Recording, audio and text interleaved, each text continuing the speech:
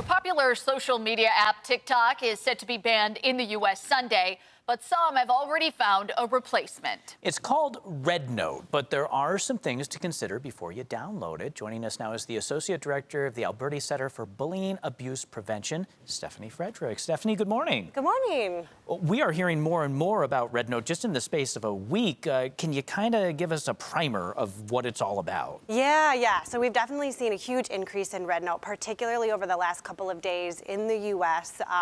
One of the most downloaded apps, actually, within the past couple of days. So I think you can kind of think about it as a combination between TikTok, Instagram, and Pinterest. And so it's going to be very visual-based, video-based. We're going to see very much of the similar content that we do with TikTok, a lot of content and posts and videos related to things like health, lifestyle, beauty.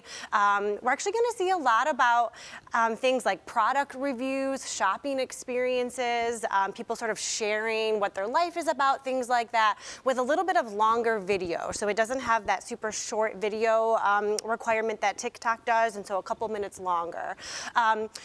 One of the differences that can help a little bit with this platform is that you actually have to click on a specific video in order to access it. And so that does, I think, reduce a little bit of that addictive or sort of the passive scrolling.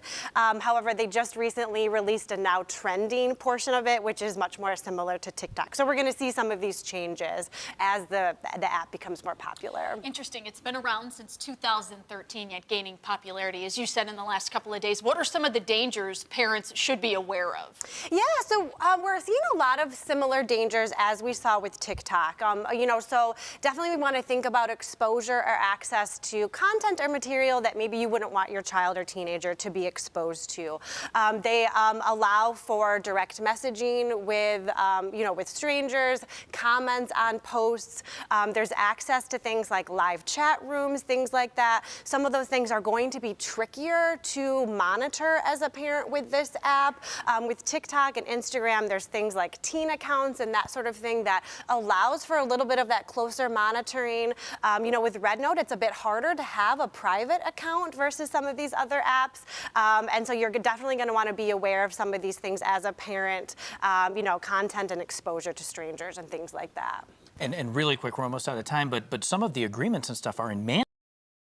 So that makes it even more difficult. Makes it much more difficult as a parent to really, truly understand, the privacy rule, the other rules and regulations related to the app. Stephanie, thank you for joining us this morning. We sincerely appreciate it.